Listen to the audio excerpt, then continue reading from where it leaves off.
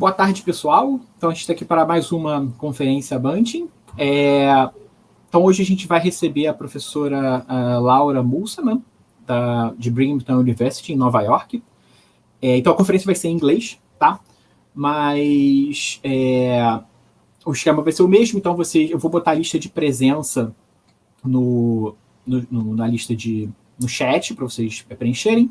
E vocês podem fazer perguntas a qualquer momento pelo chat, a gente vai fazer discussão no final. Vocês podem fazer as perguntas em português, não tem problema, e eu faço a tradução para a professora Laura. Mas se quiser fazer em inglês também, fique à vontade, tá? Não tem problema nenhum, não se acanhe em fazer as perguntas, tá bom? Então agora eu vou mudar para o inglês. Então, shifting to English. So good afternoon, everyone. Today we are going to receive Professor Laura Musselman from the Brigham University, that's in New York, outside New York. So just correct me if I say something wrong, Laura, please. Okay. So you got a major in biology in Cornell University in New York, right? Yep. That's right, yep. And then PhD from University of Utah, working in the Carl Stummel lab. Carl Stummel, I think, is one of the main scientists to work with nuclear receptor in Drosophila, if not the main one. So it's a great lab. And now she's a professor in Brigham University, working with trying to use Drosophila as a model for metabolic disease using hypercaloric diets, and she's talk about that for us. And she's a collaborator of my lab. She received PhD students with a Fulbright fellowship for some time. So we have to hurry because of the pandemic. So, but we could do something, and then we have published a nice paper together, and it's an ongoing collaboration that now we have some flies that will come to Brazil soon, I think. So, Laura, thank you very much for accepting our invitation to talk to us. And the screen is yours, be my guest. Great, thank you, David. Thank you so much for inviting me. And I am going to try sharing my screen. Okay, can everyone see the screen and not the notes? Yeah. Okay, great. I can't see your face. You can so just I'm click glad on the hide there is a bar with hide on the. And I want to point here. Yeah. Okay. If you can just click on hide this on the because there is okay, great. That would obscure some of my information. All right, thank you so much. I am still learning all of the new computer systems that we are using now during this pandemic. So hi, everyone. I'm Laura. I hope you're all okay. I hope you all continue to be okay with this pandemic. Thank you for taking time out of your crazy schedule, I assume, like all of us, to come hear about my research. And so in my lab, we use flies as a genetic model for metabolic diseases. And you can probably guess what that model is from looking at this cartoon. We don't really feed the flies Coca-Cola and donuts, but we do feed them a high sugar diet. And so this is sort of what humans eat when they become obese and experience things like cardiovascular disease and insulin-resistant diabetes in the clinic. And so we're trying to use flies as a model to study this process in a simple model organism. And so the broad question that we're really interested in is, how does the diet influence disease? And when I was young, we learned about diseases like scurvy or anemia, mostly diseases of nutrient insufficiency or deprivation, and not as much about diseases of nutrient excess. But it's really becoming clear in the clinic, and evidence is accumulating that many organs are adversely affected by excess caloric intake. And so this includes the kidneys shown here, the gut, the heart, of course, and the adipose and liver. And not only these organs, but other organs in humans exhibit dysfunction when you eat too much, but it's not really well understood why. It's really obvious why starvation would be bad for animals, but it's not as obvious why too much nutrition is so bad for animals. And so the family of diseases that I've been interested in is obesity and the associated cardiovascular disease and type 2 diabetes or insulin-resistant diabetes. And so type 2 diabetes is really complex.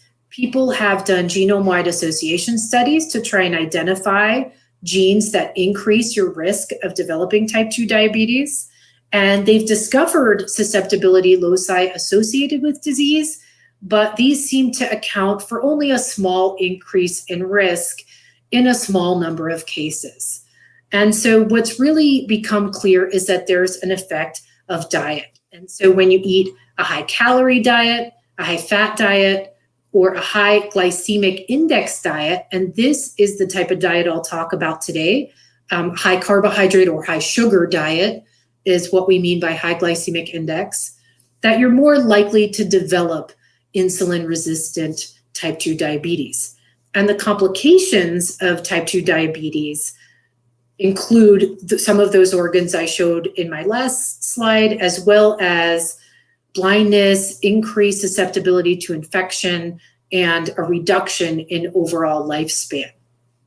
So there's really a broad range of sites in the body and symptoms that occur, and these exist in some but not all patients. And it's really hard to predict which patients will develop complications and which patients can become obese but remain relatively healthy. So importantly, for my purposes and our purposes today, all of these pathologies can be modeled in the fly, in Drosophila melanogaster is the species we use. And so these Drosophila flies have blood or hemolymph, as it's called in insects, eyes and kidney and brain and heart and muscle tissues, and a combined adipose liver-like tissue that's called the fat body. And this fat body is going to be most of the focus of our talk today, because that's really the main metabolic organ that takes dietary sugar and converts it into stored glycogen or fat. Flies also express insulin, which is the important hormone in insulin resistance.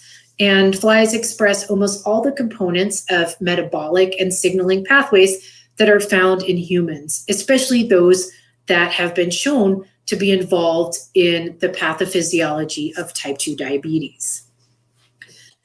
And importantly, it's really easy and affordable and fast to modify both the diet and the genotype in these fruit flies, or vinegar flies as they're known, in the Drosophila flies. And so our model is to use a high sugar diet. We use sucrose to produce phenotypes that are similar to those seen in type 2 diabetes. And so we start with the parental adults who are reared on our control diet, and then their offspring develop on either this control diet, which is 5% sucrose, and our flies take about 6 days to reach pupariation, which is the onset of metamorphosis on that control diet, or we feed them a 34% sucrose diet, which we call high sugar or HSD. You'll see in the slides that follow. And this delays development. The onset of metamorphosis takes about 8 or 9 days to reach. And interestingly, both the larvae and the adult flies are smaller when they eat a high sugar diet. And so we've done feeding assays and confirmed that they are indeed eating the high sugar diet. They're getting those excess calories. But interestingly, they're smaller and they're developmentally delayed. And so these are phenotypes similar to insulin-resistant flies. So if you knock down or knock out the insulin receptor or the insulin receptor substrate Chico, you get small flies. The same thing happens in insulin-deficient flies. So if you prevent the fly from secreting insulin, for example, the fly will be smaller. And so these phenotypes seem to us consistent with a model where insulin signaling was reduced, where the flies might be insulin resistant. And so I want to take a moment to look at what happens to dietary sugar at the biochemical level after you eat it, or after a fruit fly eats it. And many of you probably are familiar with this already, but I'll just review it briefly to show you that dietary carbohydrates ultimately usually get converted into fat, or often get converted into fat. And so both glucose and fructose, which are the two subunits of sucrose, get broken down through glycolysis into a 3-carbon intermediate pyruvate.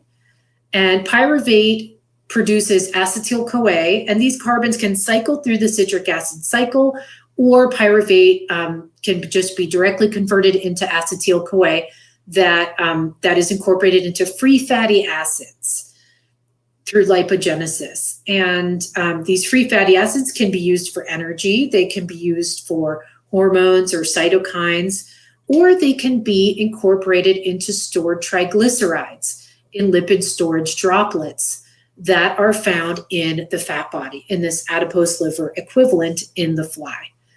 And so under healthy conditions, you're going to eat glucose, you're going to, store some fat, or use these metabolic intermediates as the organism sees fit, right? Some energy is needed for reproduction, or for courtship, or for, flight, things like this that insects do. But chronic overconsumption of dietary sugar seems to overload these pathways. And so the animal accumulates triglycerides, and the lipid droplets swell and reach what we think is a maximum capacity for storing lipids. So they store all the fatty acids that they can until they can store no more in the fat body, or in humans, in the case of the adipose tissue. And then both humans and flies start accumulating free fatty acids. They have high blood glucose or hyperglycemia, and they also accumulate a number of different lipids that are derived from free fatty acids. And so these free fatty acids, instead of reaching this sort of safe inert storage form in the adipose triglycerides, start accumulating, and you'll get triglycerides in muscle, or triglycerides in the liver or the heart, organs that aren't well suited for storing lipids. And we think that this is what we call lipotoxicity, or lipid toxicity, which is a state in which the organism is just overwhelmed with excess lipids that become toxic. And so under caloric overload, flies get this metabolic syndrome, or phenotypes that are similar to those associated with type 2 diabetes and its complications. So here I'm showing you the blood sugar in the hemolymph of the flies that have eaten high sugar diets compared to control. And so you can see they get hyperglycemia, or high blood sugar.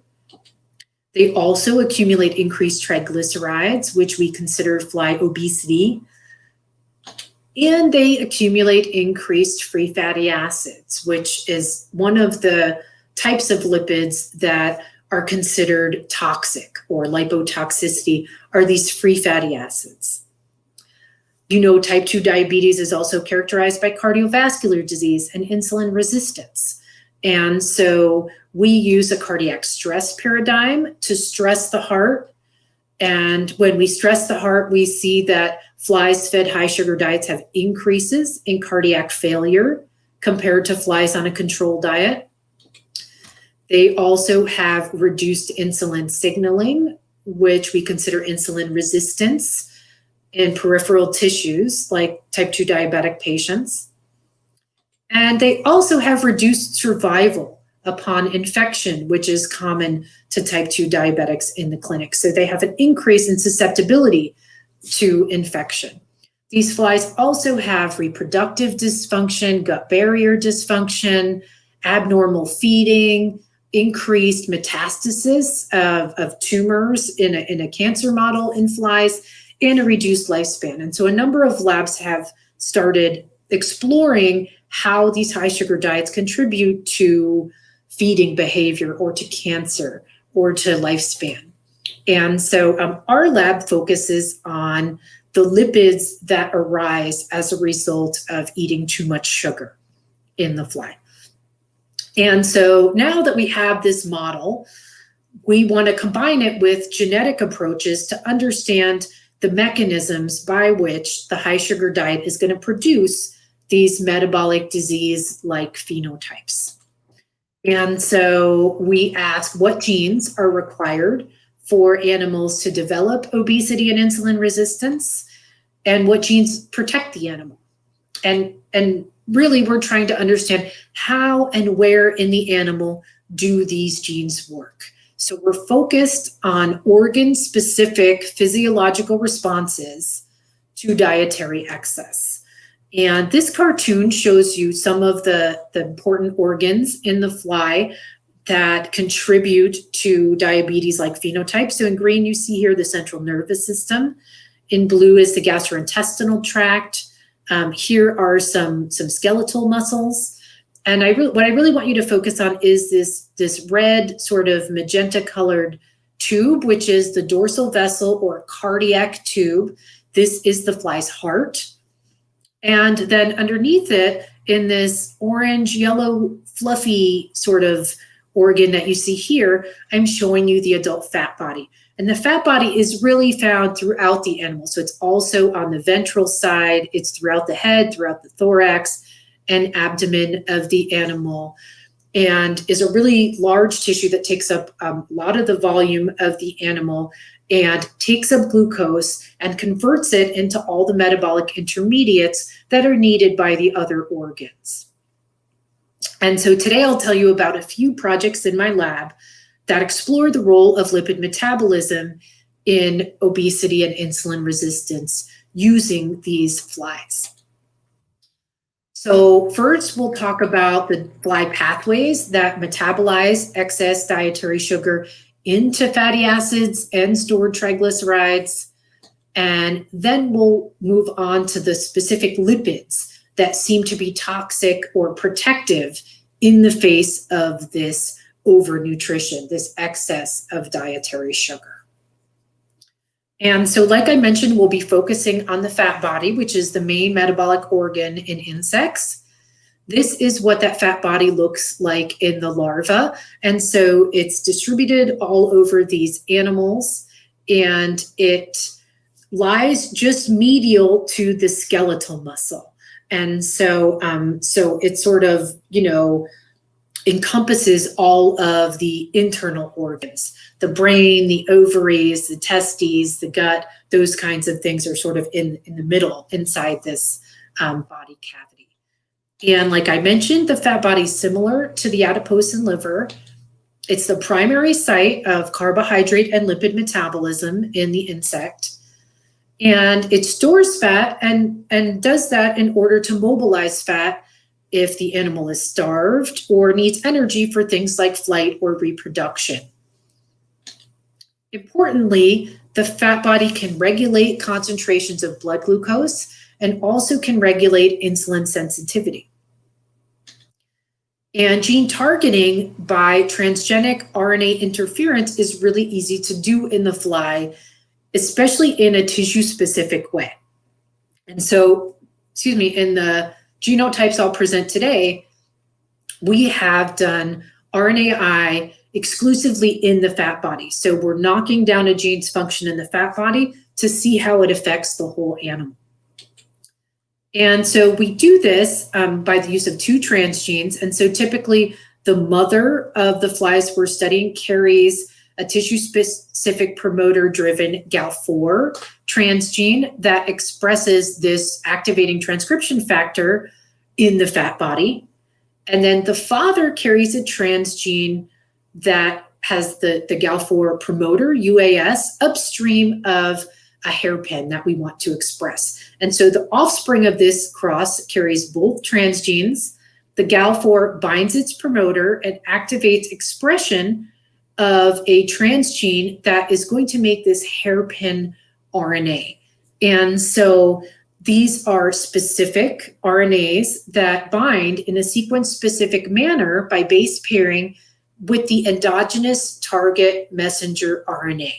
And so it uses the animal's endogenous dicer machinery to break down the RNAs into these short little interfering RNAs that then bind the endogenous messenger RNA and target it for destruction. And so this is what we call RNAi, or interference. And in the genotypes throughout the talk, you'll see a superscript I. And so this interference is like loss of function, similar to a knockout where people would use, a minus to denote complete loss of function. But we're using an I superscript because this is not a null mutation. It's not complete loss of function. It's just knocked down. And so we don't have a lot of antibodies in the fly to be able to tell how much protein we lose, but we do use quantitative PCR to measure the RNA after RNAi, and we typically see anywhere from 50% to 90 or 95% reduction in the level of messenger RNA when we do this approach, depending on the gene. And so the first gene that I'll talk about that we're going to target like this is ChREBP, or carbohydrate response element binding protein.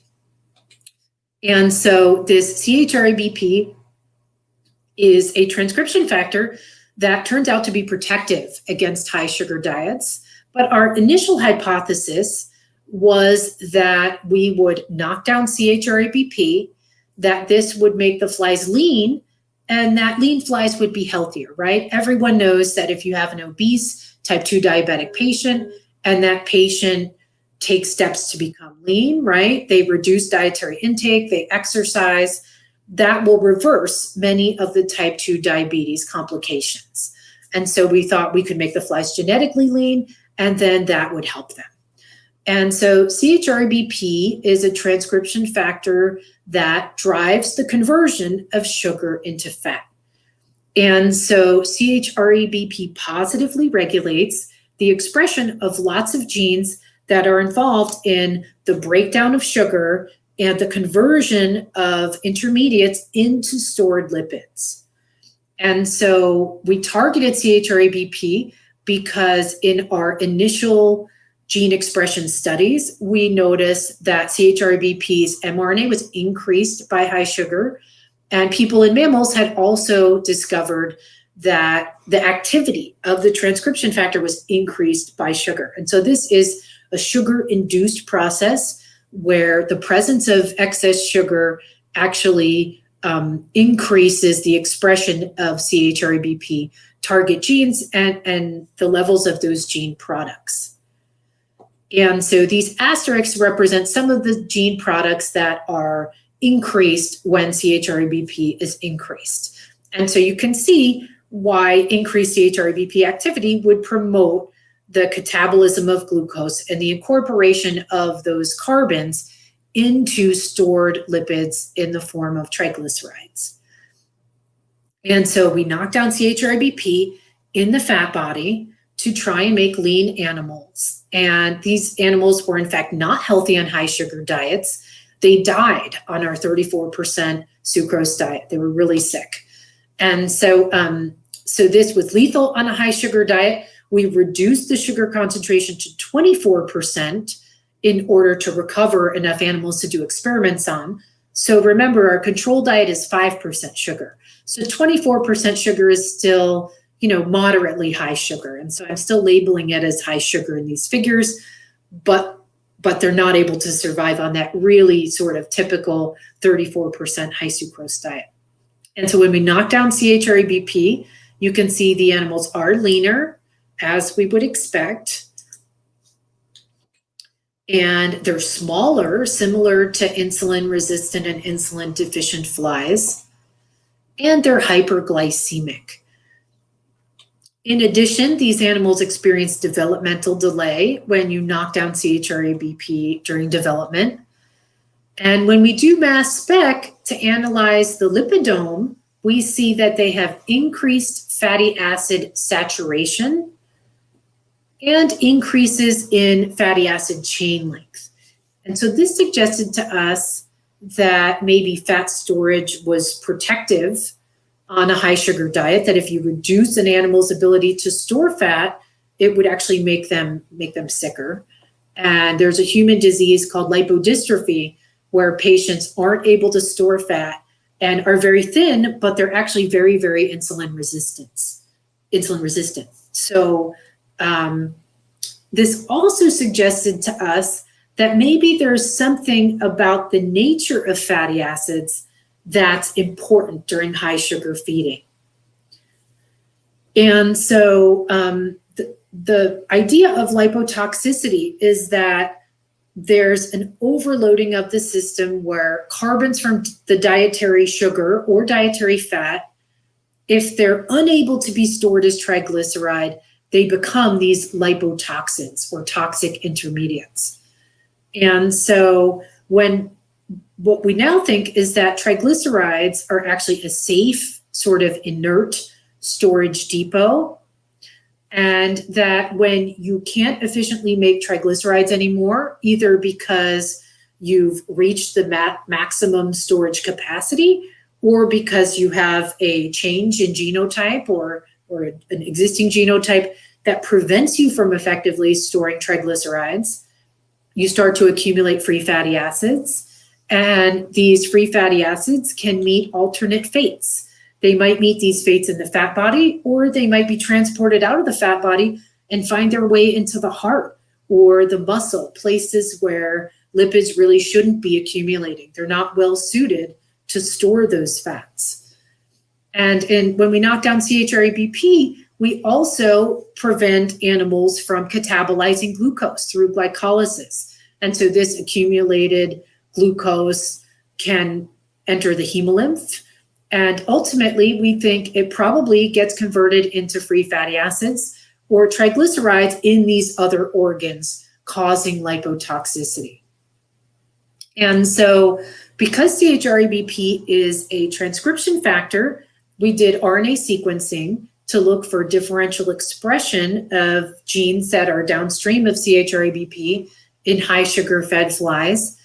And we noticed there was differential expression in a lot of genes that encode acyl-CoA synthase or other enzymes that participate in the metabolism of coenzyme A.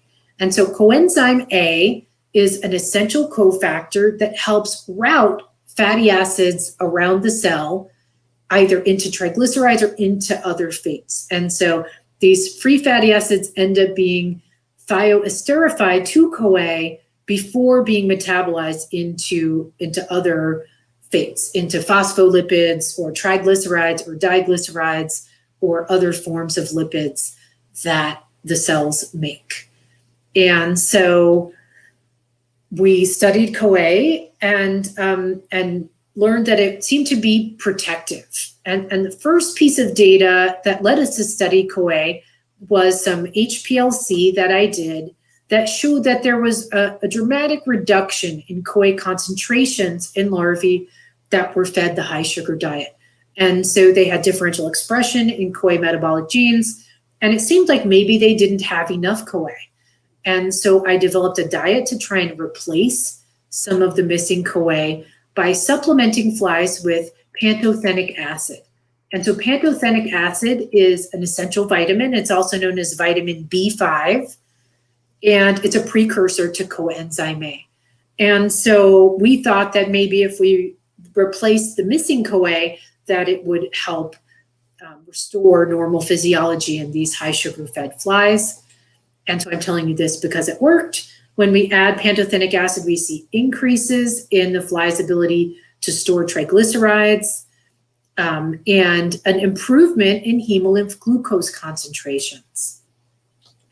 They also exhibit a reduction in free fatty acid concentrations, this putative lipotoxin or a fatty acid that could become a lipotoxin when catabolized perhaps in a specific way.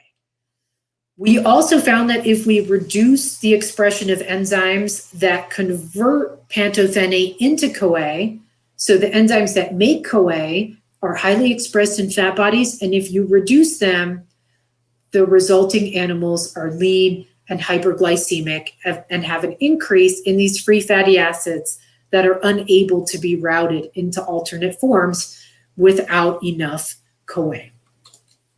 And so this cofactor also seems to be protective for animals that are faced with overnutrition by high sugar feeding. And so the next question we wanted to ask is, which lipids are toxic when you overeat high sugar diets, and which lipids seem to be protective? And so the first step toward figuring out which lipids are toxic is simply to quantify the lipids that accumulate, figure out which lipids are there. And so a graduate student of mine, Brian Tuthill, undertook this tissue-specific approach where he used fine dissection to isolate organs from the fly and also isolated hemolymph and looked at the lipids that were found. And so he compared control and high sugar feeding. This droplet represents hemolymph. It's a clear liquid like blood, but it's not red. And then this orange fluffy thing is the fat body again, and this red tube is the cardiac tube. So he collected these individually in different tubes, not combined all in one tube, and had them extracted and analyzed for the lipidome. And so he found fatty acids and also the most abundant forms of esterified fatty acids that are found both in flies and in humans are phospholipids. So here's a long-chain fatty acid, esterified as a phospholipid, and then glycerolipids. And so what you see here is a triglyceride. There's a glycerol backbone, and then 3 different long-chain fatty acids or fatty acyl chains that are part of the triglyceride. And so on top you see a saturated fatty acid. This is a monounsaturated fatty acid in the middle. And then on the bottom you see a polyunsaturated fatty acid. And these are actually really quite rare. Most of the fatty acids in triglycerides in insects and humans seem to be these saturated or monounsaturated forms. And there are 3 of these fatty acids per triglyceride. That's where the tri comes from. And so when Brian analyzed the lipids in the fat body, he saw an increase in triglycerides and more lipids overall, as one would expect when the animal ate a high sugar diet. But he saw an interesting reduction in double bond content. And so this is the fraction of total triglycerides that have either 0 unsaturation, so 3 saturated fatty acids, those increase on a high sugar diet. A total of 1 double bond per 3 fatty acids also increases, but 2 and 3 double bonds per triglyceride are dramatically reduced. And so there's a relative shift on high sugar feeding to fewer double bonds. And remember, I told you that double bonds, there were fewer double bonds when we knocked down CHREBP. And so we thought, let's explore the role of double bonds in lipogenesis. Are these important? And to do this, we turned to a known CHREBP transcriptional target that produces unsaturated fatty acids called desaturase. Steryl-CoA desaturase is the long name of it, but we're going to call it DSAT. And so to modify fatty acid double bond content in the fly, we used a reverse genetics approach to target DSAT. So here's what DSAT does. It catalyzes the formation of a double bond in a saturated fatty acid. And like I mentioned, it's a transcriptional target of DSAT. And so both DCHREBP and DSAT1 are increased at the mRNA level when you add high sugar to the diet. But although its expression is increased, we don't see the expected increase in double bond content. We see a decrease in double bond content. And so we thought maybe this increase in DSAT1 mRNA is an attempt to compensate or to increase or restore double bond content in animals that don't have enough double bonds in their fatty acids. And so the approaches we took to test this are either to knock down or overexpress DSAT, or to supplement the diet with the product of DSAT, this unsaturated fatty acid. And so once again, we use this GAL4 UAS system where we used a fat body express GAL4, shown here binding its cognate promoter UAS to drive the expression of a hairpin to elicit RNAi, or the coding sequence of DSAT to produce gain of function, which we thought would help the animals produce more unsaturated fatty acids. And unfortunately, gain of function of DSAT is lethal. We didn't see, we couldn't measure fatty acids in these animals because they died when we overexpressed it during development. But when we used loss of function of DSAT via RNAi, we saw a really similar phenotype to what we saw when we knocked down CHRABP.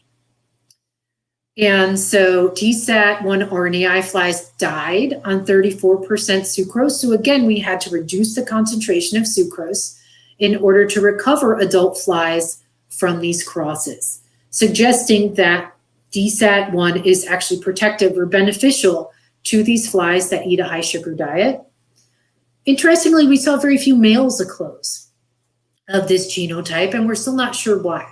But the females that eclosed, and all the data I'll show you today is from females, had a reduction in growth when we knocked down DSAT on the high sugar diet, and a dramatic reduction in triglycerides.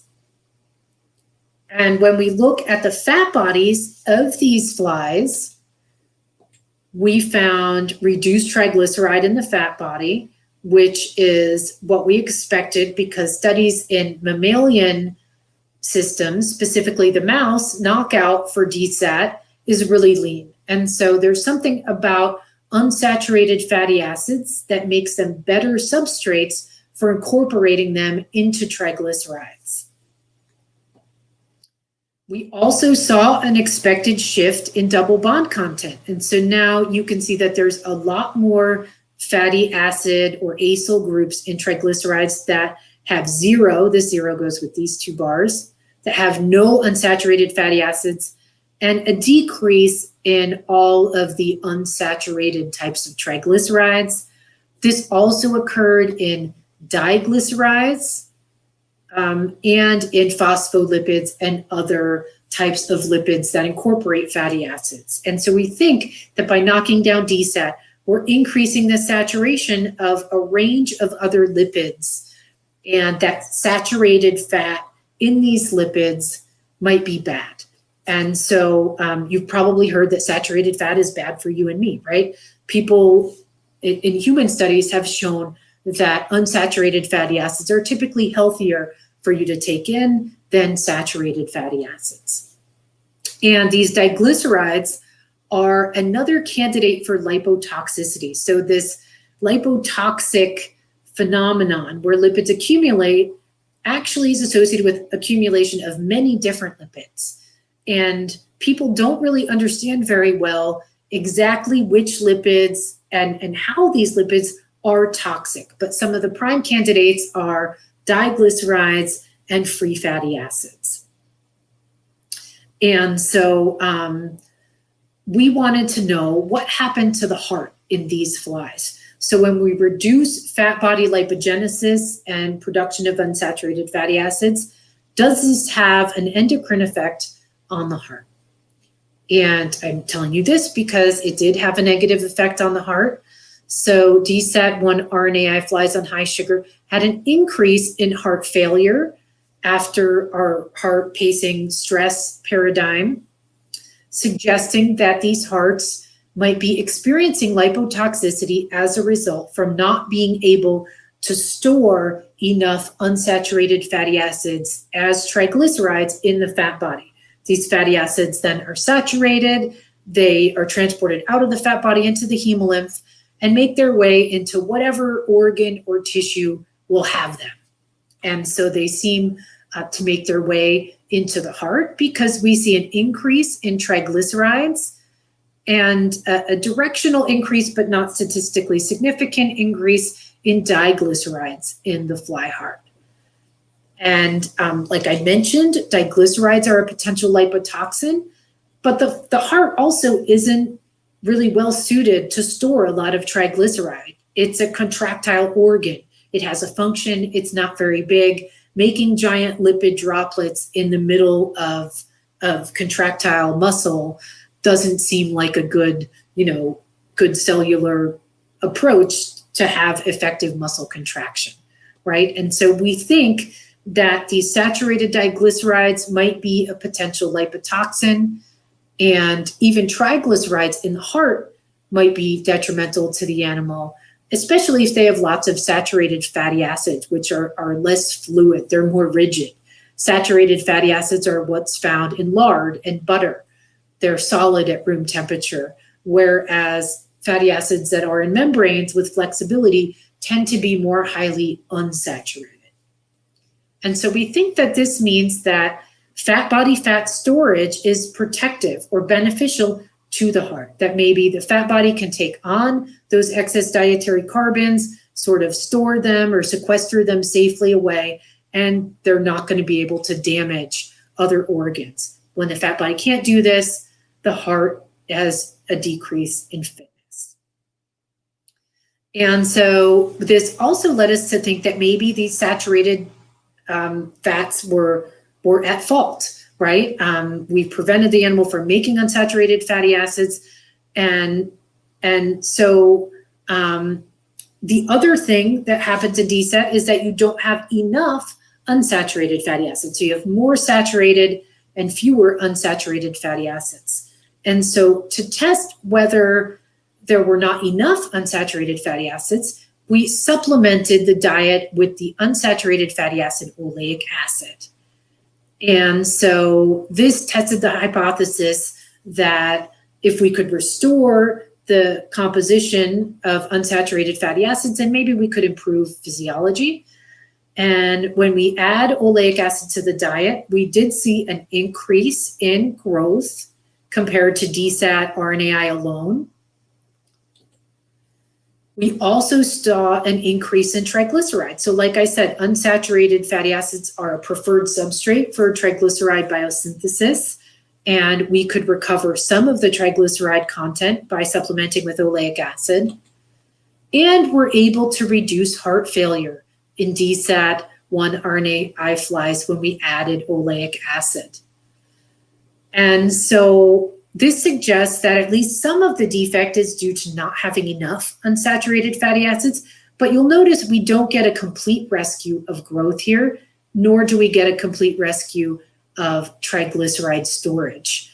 And so it's probably also the case that these guys still have all those excess saturated fatty acids that were synthesized from that dietary sugar, but couldn't be desaturated because of reduced DSAT-1, and that maybe those saturated fatty acids are also toxic in this DSAT-1 RNAi fly. And so, like I said, we think unsaturated fatty acids are protective, and saturated fatty acids or other lipids made from saturated fatty acids may be toxic lipids.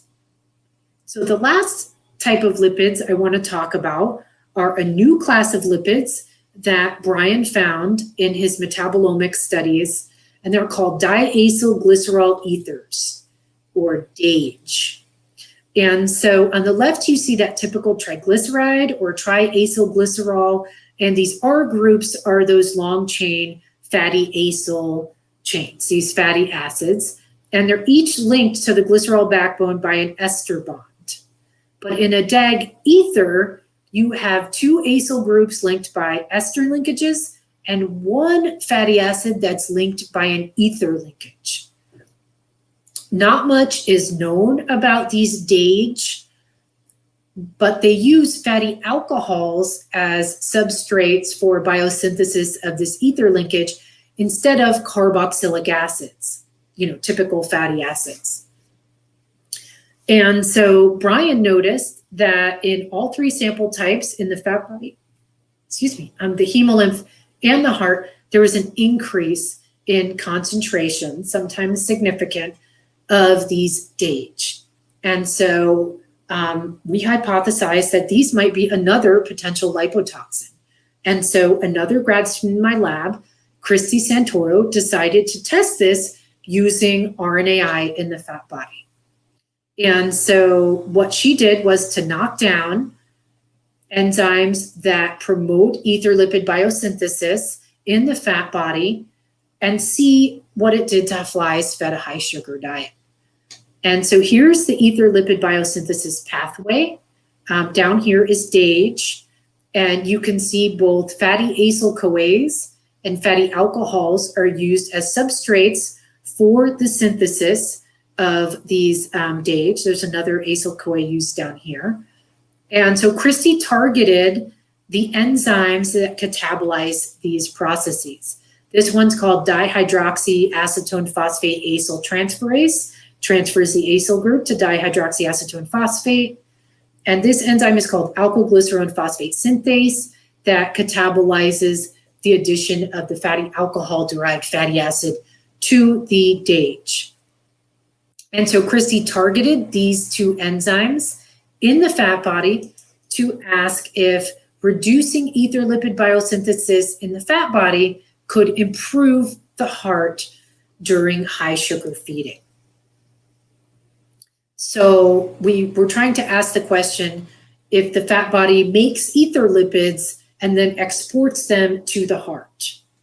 And so when she knocked down these enzymes in the fat body, she found a dramatic improvement in heart function in animals that ate a high sugar diet. So both RNAi and fat body of this dihydroxyacetone phosphate acyl transferase or the alkylglycerone phosphate synthase led to reduced heart failure in animals that were fed the high sugar diet. And these animals do great on 34% sucrose. So this is an improvement in fitness and in heart function when you reduce the production of what we think is a toxic lipid by the fat body. And we did mass spec to follow up and see if DAGE were really decreased in the hearts and fat bodies of these flies that had knockdown. And this is the heart data from DHAPAT knockdown. And you can see that there's a significant decrease in DAGE concentrations. And this exists in both fat body and heart. So that suggests that the fat body is the source of ether lipids that accumulate in the heart, and that these ether lipids might be toxic. And so it's a potential therapeutic target to look for inhibitors of either of these enzymes that might be able to improve physiology when humans eat too many calories. Okay, and so an updated model is that these highly unsaturated stored triglycerides in the fat body are sort of healthy, safe storage depots for fatty acids. That's this solid line, but that animals start to experience lipotoxicity when you can no longer safely store fatty acids. They'll accumulate free fatty acids, and these free fatty acids could become DAGE, or they could be taken into the mitochondrion for beta oxidation. And I didn't talk about this much today. We've tried to find evidence that beta oxidation or oxidative stress is causal in this high sugar diabetes model, but we don't have any evidence to support that. But we do have evidence to support that these free fatty acids make their way into the hemolymph. They accumulate in the hemolymph in free fatty acid form and also as acylcarnitines that have been found in humans. And this enables these fatty acids to be taken up into the heart, or DAGE that could be taken up into the heart, where it can be toxic in the form of a DAGE, in the form of a diglyceride, or potentially in the form of triglycerides that accumulate in the heart when they really shouldn't be accumulating there. And so to summarize in text form, high sugar diets induce lipogenesis and insulin resistance in flies, just like they do in rodents and humans. And some fates of dietary nutrients seem to be safe, like stored adipose triglycerides, whereas other forms of lipid fates seem to be toxic. And so triglycerides and coenzyme A are protective in the face of high sugar feeding, whereas free fatty acids, DAGE, and other fates of saturated acyl chain fatty acid substituents seem like they might be deleterious. And so I think I have a couple minutes to talk about one last approach that we're taking that's in contrast to the reverse genetics approaches that I talked about so far, where we're using an experimental evolution approach to try and identify genes that can reroute metabolism or protect the animal in the face of overnutrition. And so in this project, which is the project of a third grad student in my lab, Tom, we're using an experimental evolution approach, a laboratory selection, where we're trying to enrich the genome for genes that promote fitness during high sugar feeding. And so we took a large outbred population that we got from Julianne A. Roll's lab at Princeton and separated into 8 populations in quadruplicate. 4 of these populations underwent control feeding in every generation, and 4 of them were aged on high sugar until half of the flies died. Then we took the surviving flies that had increased fitness or resilience on this high sugar diet, mated them, allowed their larvae to develop on controlled diets, and then did this again. And so we've repeated this until we had evidence for adaptation. And the evidence for adaptation that we saw was an increase in survival on high sugar. So the flies that underwent adaptation, the survivors of the adaptation have increased survival on high sugar diets, and they also have increased growth and increased tag storage or triglyceride storage in many cases. And so now, after many generations of this adaptation, we have done DNA sequencing and are in the process of RNA sequencing to try and identify which alleles have been enriched or which allele frequencies have increased in the adapted flies to try and learn new genes or new gene products that might be protective in individuals that overeat. And so finally, I want to acknowledge the people that did the work. The work I showed you today was mostly the work of Brian Tuthill and Christy Santoro, 2 PhD students in my lab, with a brief introduction to Tom's project. And I didn't get a chance to talk about Matt or Fernanda's work today. Hopefully some of you at least saw Fernanda's thesis defense presentation where she showed her work on lipid metabolism in my lab. I want to mention some of our collaborators who have helped with these projects, especially Rick Yost, who's an expert on lipid mass spectrometry at University of Florida, and David and Katya, who studied fat metabolism with me with respect to a different transcription factor that was recently published. So if you're interested in that work, you can check out our collaborative paper. And then I also wanted to acknowledge my graduate and postdoctoral advisors who both study lipid metabolism in flies and trained me, our funding and support, and the resources that we use for our Drosophila flies. And so thanks, everyone, and I'm happy to take questions. Thank you, Laura. It was fantastic presentation. I have a lot of questions, but there are some questions in the chat also. So if you go, let the people ask first, then I have time. I can ask. So the first question is from Rodrigo. Rodrigo is a postdoc on Johns Hopkins on the Daniela Drummond Barbosa lab. So he asking, do you know why other genetic ways to make flies leans, mutant or adipocyte-specific knockdowns that decrease adipocyte fat accumulation are not lethal and able to survive on high sugar diet? That's a good question. Hi, Rodrigo. I really loved your talk at the Drosophila conference, and I'm so glad that you're here at my talk. We have a lot of lean genotypes that are sick on high sugar diets. I don't know of many lean genotypes that do well on high sugar diets. One of them that does better than others is when we've tried to overexpress the Brummer lipase. And so I think if you can push fatty acids toward catabolism by beta oxidation, like if you can dispose of them as CO2, that might be protective. So you have all these excess carbons, and if they accumulate in the form of toxic lipids, that's bad.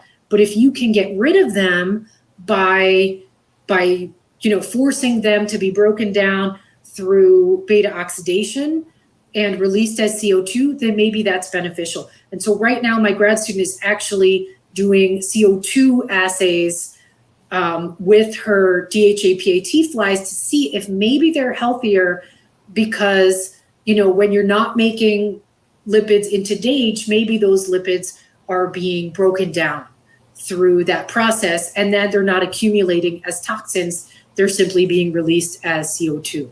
And so that's my best guess as to where those carbons might be going that's not toxic, is being released as gaseous CO2. Yeah, I think this happens on mice with this DSAT knockout mice. I think they get lean and they still healthy, and I think there is an increase in beta oxidation thing. Yes, DSAT mutants are healthy until you give them a high calorie diet. So if you give them a high sugar diet, they actually do poorly, but the mutants themselves do pretty well. And I think it's probably, where the metabolites go. Now, Rodrigo has another question. Is do you think that CHRBP and some of these downstream targets may have some roles outside lipid metabolism that may cause these effects in parallel to lipid accumulation?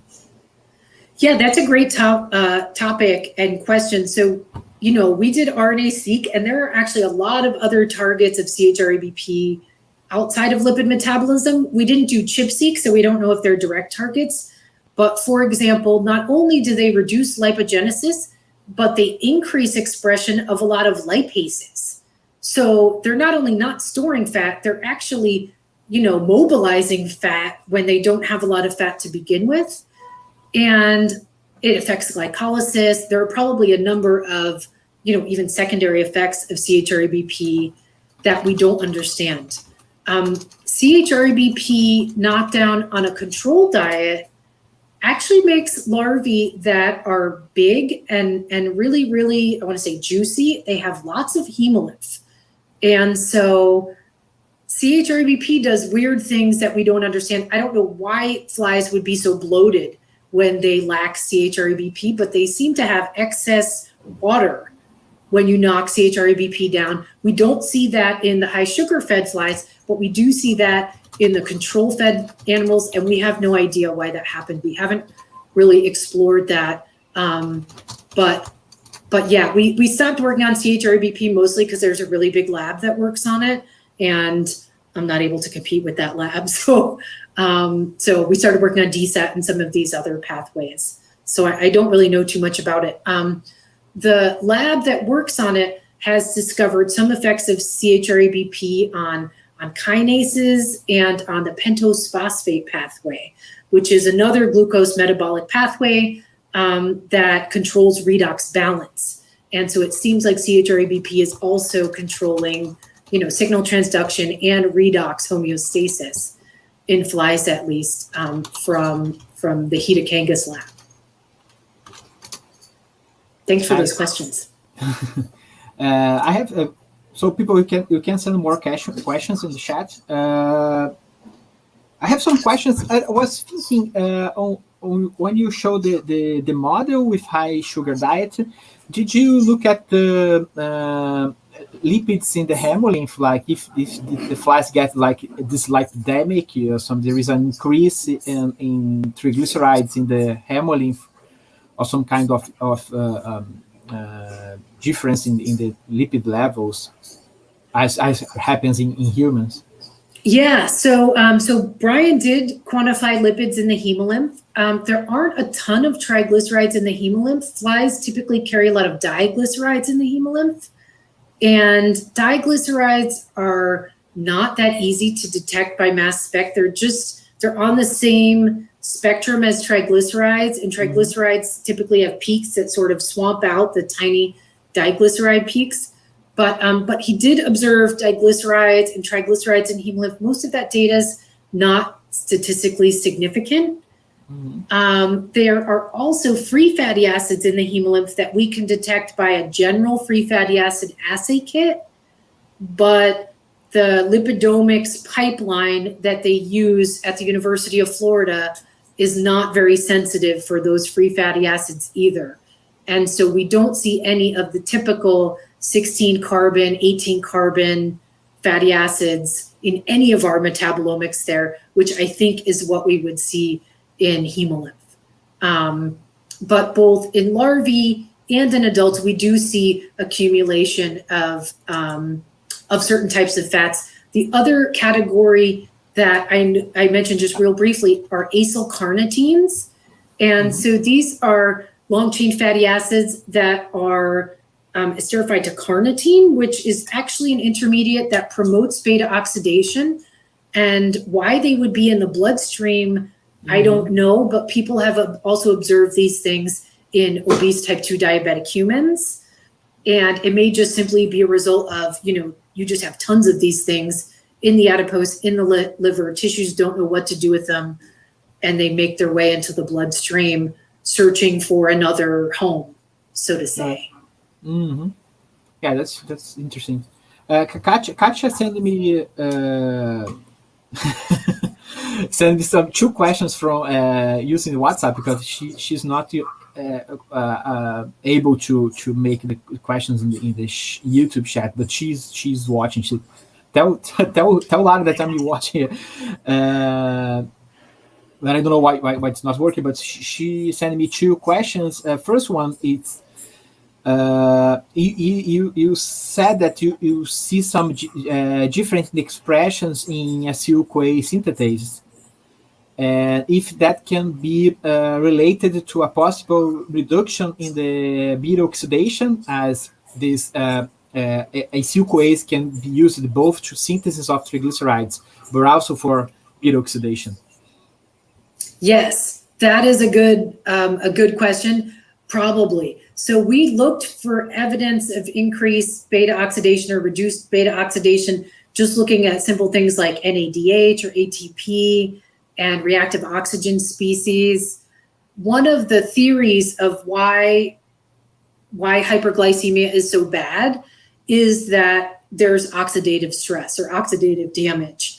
And so I tried really hard when I started my postdoc to do things like feed antioxidants and see if it would improve the fitness of animals on high sugar diets.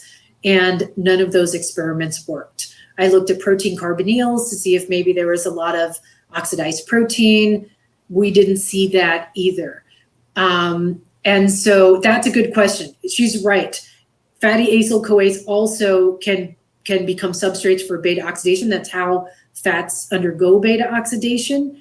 And it may be that increasing CoA also promotes turnover of fatty acids and release of CO2. And so back as a postdoc, I wasn't able to measure CO2, but now we are. I think that's a good idea. I might try pantothenic acid and see if it also promotes respiration, because I think that increased CO2 from respiration might represent, fatty acid catabolism in these flies. That's a great question. Another question that she sent me is that if you see something about the elongases, in some of the data you show that you have a larger fatty acids with more carbons. So if you see something on the elongases that make this pathway. So elongases, I don't think were in our differentially expressed gene set. I haven't looked at elongase function. It's hard because we don't have a lot of antibodies in flies, and we haven't tried knocking them down. I guess that would be a good way to get at that question, would be to overexpress them or to knock them down. They may not be controlled at the RNA level. So, a lot of enzymes are controlled by biochemistry and not by gene expression. And so it may be that that we didn't see them in the transcriptomics, but they still play a role because they're either increased or decreased in activity. But we've never tried knocking down any of the elongases in flies. And that would also be a good experiment to test whether chain length has an effect. Certainly chain length is important for a lot of lipid hormones and things like that. So that's another great angle that we haven't explored at all, actually. Nice. Naomi, do you want to make some comments or questions? Seu microfone está desligado. Laura, thank you for great talk. It's a talk about fatty acid biosynthesis, I think, no? And you said about the enzymes to increase saturation, enzymes to increase the fatty acid chain length. What event can activate those enzymes to make these increases? Do you know about it? Can you say something about it? Yeah, that's a good question. I don't know if there are any like chemicals or drugs that you could use to activate them. We tried for desaturase to overexpress it, and it was lethal early in development, but I think someday we'll maybe try a conditional approach where we activate it only during adulthood, when really the diabetes phenotypes start to occur from the chronic overnutrition. But yeah, enzyme activators would be good for those enzymes that aren't working hard enough. So something like DSAT, if we could increase its activity, that would be great. I haven't figured out a way to do that. I think that there is a drug that inhibits DSAT, but not a drug that activates it. But we haven't really tried many of those sort of pharmacological approaches yet. Yeah. We tried some diabetes drugs. You know, we've tried like PPAR gamma activists or agonists. I mean, those kinds of things that are used in the diabetes clinic. And for the most part, we have not seen the drug effects in flies that people see in humans. And I don't know if that's simply that the fly doesn't take it up. You know, I don't know if the gut microbiome might degrade them, or they might not have stability in the food that we use, or the fly gut might not take them up, or they might not work at all. And it's a completely different pathway between humans and flies. So, so that's a good question, but I haven't really explored that for these, the DSAT in particular. Yeah, great talk. Thank you very much, Laura. Thanks for coming. Thanks, everyone. Thanks for your compliments in the chat. I have not figured out how to type in the chat. No, everybody said that was a very, very great talk. So, Laura, I have a lot of more questions, but we have time. So I want to thank you very much for accepting our invitation for this great talk. I was just change for português quickly. Então, pessoal, na semana que vem a gente vai ter o Dr. Rafael Guimarães dos Santos, da USP, que vai falar sobre alucinógenos e psicodélicos no tratamento da depressão, na quinta-feira que vem, meio-dia. Now back to English. So Laura, thank you very much for accepting our invitation to talk to us here. It was a great talk. Thank you very much. Yeah, thanks for having me. If you have more questions, we can hang out and talk after everyone leaves, or you can email me or whatever. We'll talk. Okay. So bye bye. See you next week. Bye bye, Laura. Okay. Bye everyone. Thanks. Thank you.